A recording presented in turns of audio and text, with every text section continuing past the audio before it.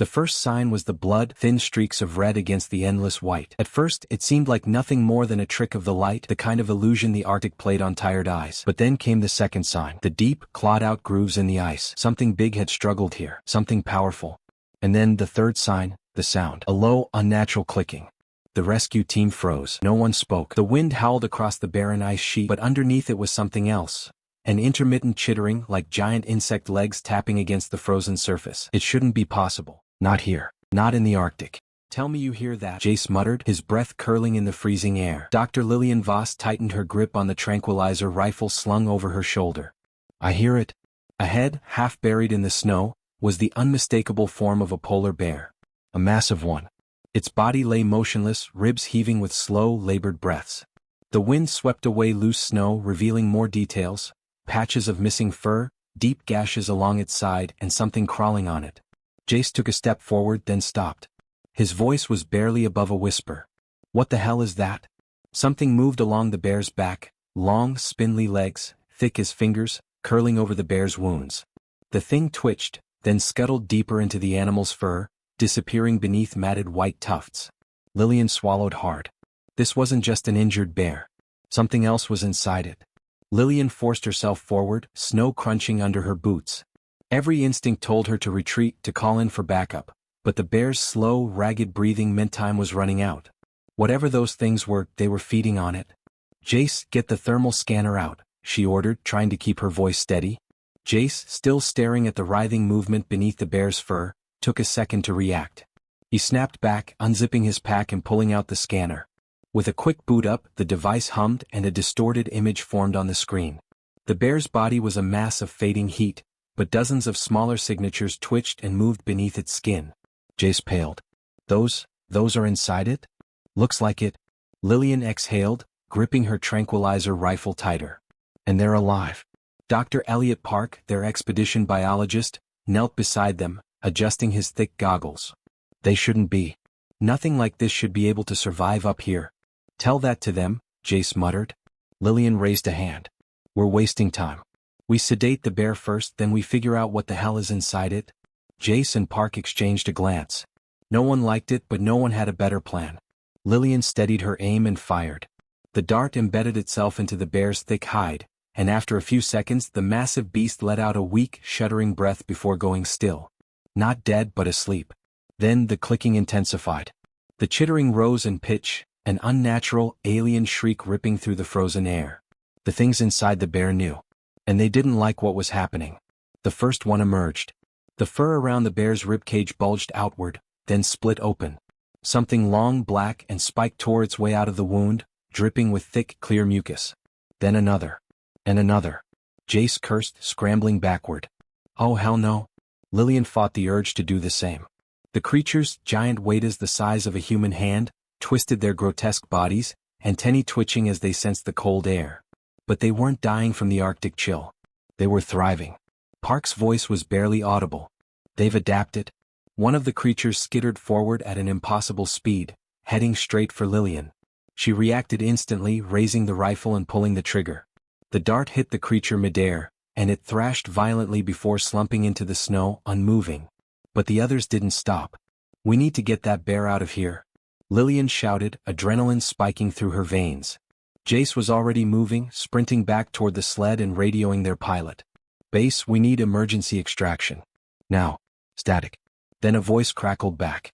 Storm's rolling in. Extraction window is tight. What's your status? Jace hesitated.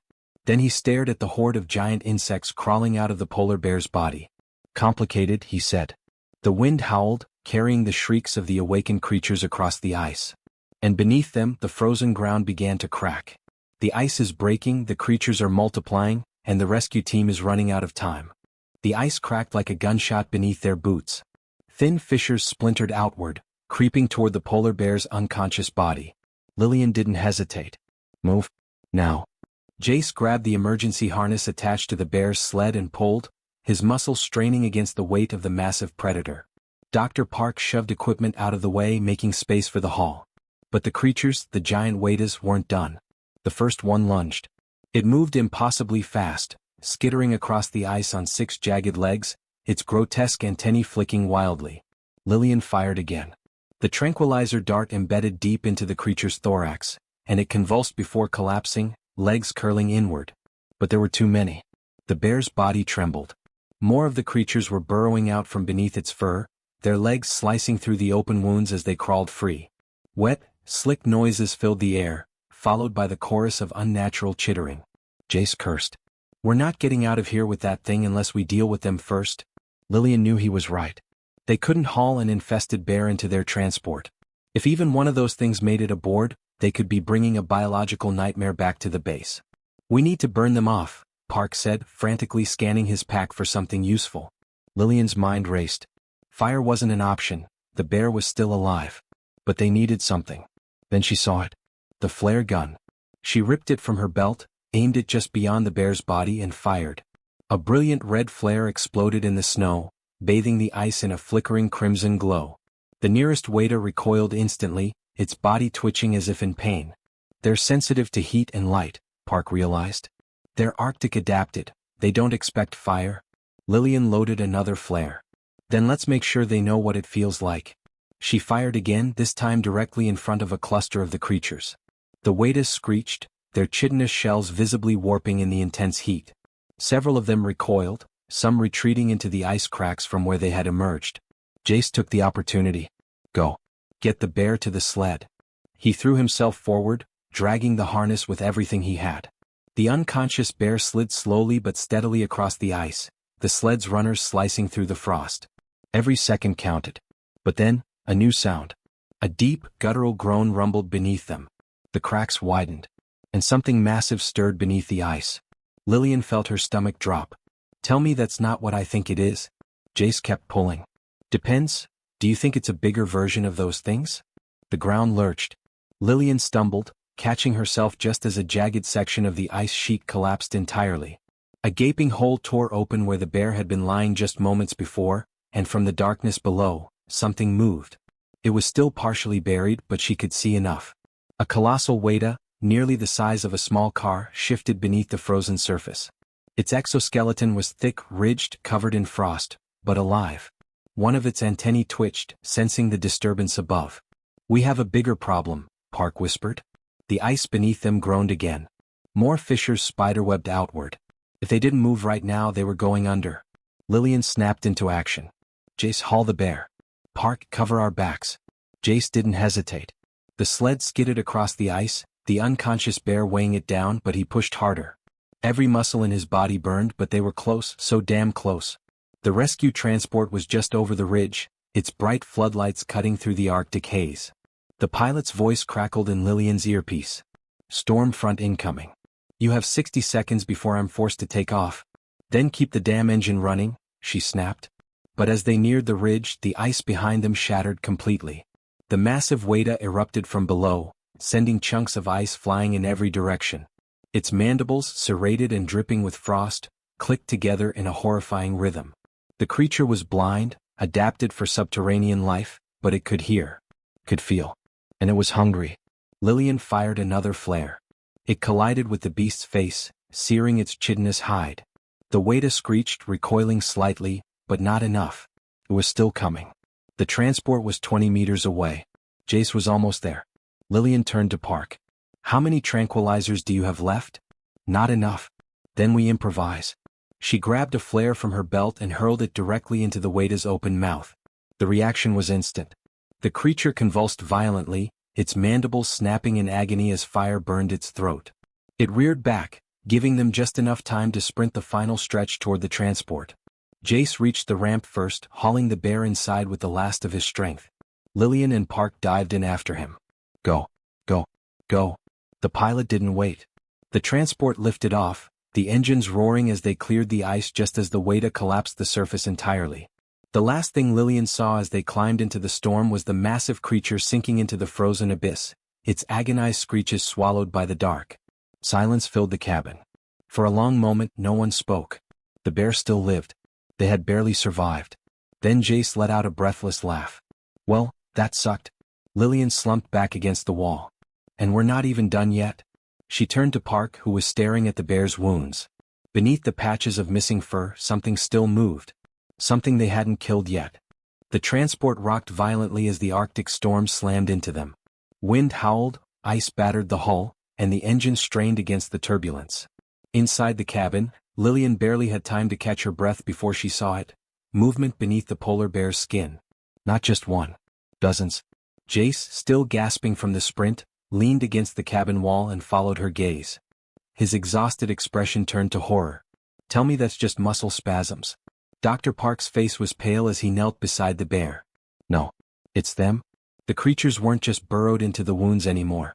They were spreading, a writhing, parasitic infestation tunneling beneath the bear's skin. And it was waking up. The tranquilizer was wearing off. The bear's breathing deepened, its massive chest rising and falling in heavy, labored gasps. Then a growl. Low guttural. The kind that made the primal part of the human brain scream danger. Lillian didn't hesitate. We need to sedate it again. Now. Park was already reaching into the med kit. We can't just keep tranquilizing it forever. We need to cut those things out. Jace pulled his knife from his belt. Then let's do it before this turns into a damn horror movie. The bear jolted. Its eyes snapped open, wild, panicked, and unlike anything Lillian had ever seen. There was something wrong with them. They weren't the deep, black orbs of a healthy polar bear. They were clouded, twitching, and flickering. Something inside the bear was controlling it. Then it lunged. The massive predator reared up, its claws raking through the air.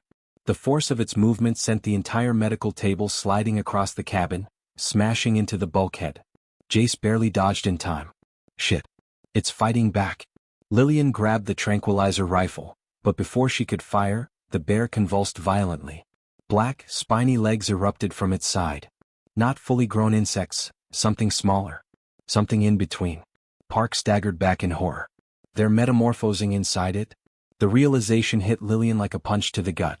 The creatures weren't just feeding off the bear. They were using it. Like a cocoon. Like a breeding ground. And they were about to hatch. Containment or death. The bear's body twitched, spasmed, then collapsed again. But now, the writhing beneath its fur intensified. Jace gritted his teeth and held his knife tight. We have to cut them out before they... The transport lurched. A loud warning alarm blared through the cabin. The intercom crackled to life as the pilot's voice came through, barely audible over the storm. We're losing altitude. Something's wrong with the engines. Lillian's blood ran cold. What? The pilot cursed. Cabin pressure's dropping. Something's interfering with the intake valves, like we're getting clogged. Park's face darkened. It's them. It has to be them. Lillian didn't want to believe it, but she already knew he was right. They hadn't just escaped the ice with the parasites. They had brought them inside the ship. The realization sent a wave of adrenaline through her. They had to act fast. Jace, Park, contain the bear. Secure it with whatever straps we have. If it moves again, we're done. She turned toward the cockpit, already unbuckling her harness. I'm checking the engines. Jace secured the harness around the bear, but his voice was strained. How do we even stop this thing if it hatches? Lillian didn't answer. She didn't have one. A new threat. Lillian pushed her way to the cockpit, gripping the rails as the transport shuddered violently. When she reached the controls, she saw the problem immediately. Frost covered the entire instrument panel, but it wasn't ice. It was something alive. The same black, spiny growths that had emerged from the bear were now creeping along the metal, spreading like veins, clogging the ventilation grills. She turned to the pilot. We need to shut the system down before it spreads further. The pilot, a grizzled veteran named Ortega, gave her a grim look. We kill power, we drop out of the sky. Lillian clenched her jaw. Then we need another way. Suddenly, a sound echoed through the cabin. A new chittering noise. Not from the bear. From above them. Jace's voice crackled over the intercom. Lillian, you need to get back here. Now. She turned, sprinting back to the main cabin. When she arrived, she saw what he meant. The bear's body was no longer the problem. The entire ceiling of the transport was shifting. At first, it looked like the storm had blown in loose debris, bits of black ice or frozen rock. But then she saw them move. Hundreds of tiny, newly hatched waders, crawling through the ventilation shafts, spilling from the walls, clinging to the cargo netting. Jace tightened his grip on his knife. I think we just found the next generation. Lillian grabbed her radio. Ortega, you need to get this thing on the ground now. His reply came fast. Brace yourselves. Emergency landing. The transport dropped. Gravity yanked them downward. The hatchlings erupted from the ceiling. The bear let out a deep, guttural roar, its body thrashing violently as the infestation reached its peak. Then, impact. The world exploded in white. Aftermath, the cold embrace. Lillian woke up to silence. Everything hurt. The cabin was sideways. Metal groaned under the weight of snow pressing against the hull. Her fingers felt stiff, the cold was already creeping in. The transport had crashed. A deep shudder ran through the wreckage as the wind howled outside. Somewhere in the distance she heard movement, a slow, deliberate crunching in the snow. And then a deep, inhuman chittering. Lillian forced herself up. The others were still out cold.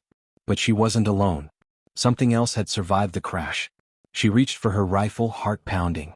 Outside the storm raged on. And in the howling winds something was coming for them. The transport has crashed in the middle of the Arctic, stranding them in a frozen wasteland. The parasites are still alive, possibly stronger than before. Something new is lurking in the storm. They have no immediate way out. The cold seeped into Lillian's bones, threatening to drag her under. Her vision blurred, the edges of her mind teetering on the edge of unconsciousness. She forced herself to move, fighting against the Arctic's brutal embrace. The transport was wrecked, its metal frame partially buried in the snow. Inside, the infestation was still alive. Tiny black forms scuttled through the wreckage, their insectoid bodies shifting in the dim emergency lighting. But that wasn't the worst of it. Something huge moved outside. A deep chittering echoed through the wind. The storm was no longer the only predator in the Arctic. Lillian reached for her rifle. Her fingers, stiff with cold, barely responded. Survival instincts kicked in. She forced herself up, staggering toward the others. Jace was slumped against the hull, a deep cut on his forehead, but his chest rose and fell, still alive. Dr. Park groaned, pushing himself upright, his glasses cracked but still intact. The bear, their mission, their responsibility, was nowhere in sight. Lillian's breath came in ragged gasps. They had to move. Now. She reached for Jace, shaking him. Wake up. We need to go. His eyelids fluttered before he jolted awake, confusion flickering in his eyes. Then he heard it, the chittering outside. His expression hardened instantly. What the hell happened? He rasped. We crashed. Lillian glanced at Park. And we're not alone. Jace groaned, pushing himself up. Where's the bear? Park scanned the wreckage. It must have gotten out. Either it woke up or, he didn't finish. They all knew the alternative. A low growl rumbled from outside. Not a bear's growl. Something alien. Lillian gritted her teeth. We need to get out of here before those things get inside. The metal overhead creaked as something massive climbed onto the wreck. Shadows moved beyond the shattered cockpit glass. The parasites weren't just surviving in the cold. They were hunting. Jace grabbed his rifle. We have to go. Now. Lillian nodded. Weapons ready. We move fast. We find the bear or we find shelter. We do not die out here. No one argued. Escape into the storm. The moment they stepped outside, the cold slammed into them like a hammer. The blizzard was relentless, snow cutting through the air in blinding sheets. But worse than the storm was the movement, dark forms shifting in the whiteout, circling, waiting. Jace tightened his grip on his rifle. They know we're here. Park swallowed hard. How many? Lillian scanned the area. The creatures were moving, but they weren't attacking yet. Stalking them. Testing them. Then something shifted in the snow. Lillian's stomach dropped. The bear was there, but it was not alone. It stood, massive and powerful, but changed. Its body convulsed, patches of fur missing where hard black spines had begun to push through its skin. Its eyes, once deep and knowing, were now clouded, flickering with something unnatural. The infestation had taken hold. Jace cursed under his breath. It's infected. Park took a slow step forward, voice tight. We might still be able to save it. The bear snapped its head toward them, teeth bared in a twisted snarl. Then it charged. Survival or extinction. Lillian barely had time to react. Move. The team scattered as the infected bear barreled through the snow, its massive paws throwing up ice and debris. It was fast, unnaturally fast. The parasites had altered it, twisted it. Jace raised his rifle and fired. The first round hit flesh but barely slowed it down. Park shouted, "We can't kill it. We were supposed to save it." Lillian gritted her teeth. They had no choice. The bear was no longer just a bear. The chittering grew louder. The other creatures were closing in. Jace reloaded, but before he could fire again, the bear lunged. Lillian dove to the side just in time. The bear's claws tore through the air, inches from her face.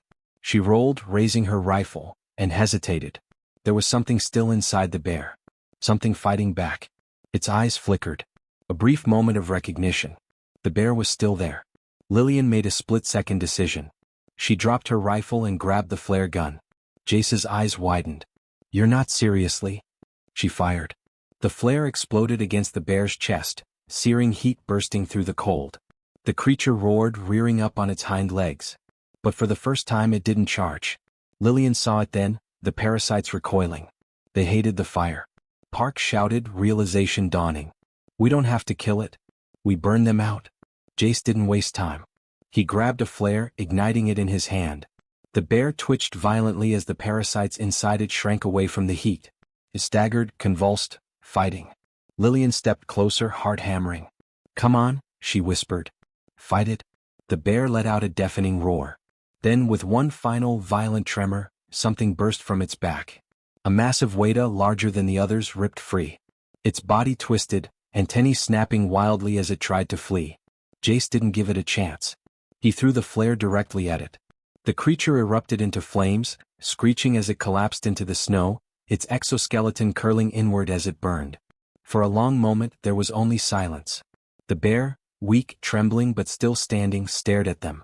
Its eyes, once clouded, were clear again. It had survived. The storm had begun to break. The sky, once a swirling mass of white, was now fading into a pale gray. Lillian exhaled, body shaking with exhaustion. They had done it.